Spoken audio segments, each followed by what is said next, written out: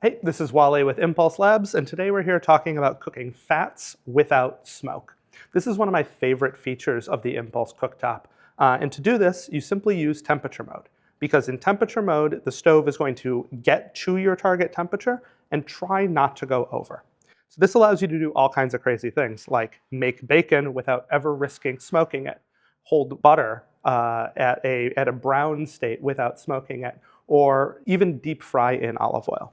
So to get started, we're going to make some bacon with no smoke. This is going to be crispy bacon. I know not everyone loves crispy bacon, but I want to show you you can leave it on the Impulse cooktop as long as you want. As long as you set the stove beneath the smoke point, the bacon will not burn.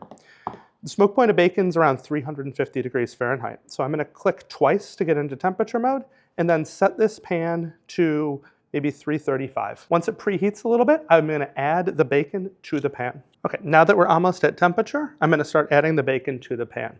You're going to see a little bit of steam as water and liquid is evaporating, but you will not see smoke.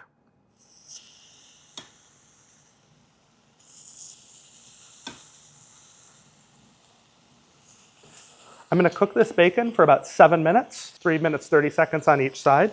Again, we're going to get a little bit of steam as it gets back up to temperature. We're not going to see any smoke, and that is because we have set the temperature of the stove below the point at which bacon burns. It's not just bacon that you can cook without the fear of burning it. This is true of any fat that you might be cooking with. The smoke point of butter is 350 degrees. The smoke point of olive oil is around 380 to 400. So as long as you're using temperature mode and set the stove below the smoke point, you will never burn something unless you want to.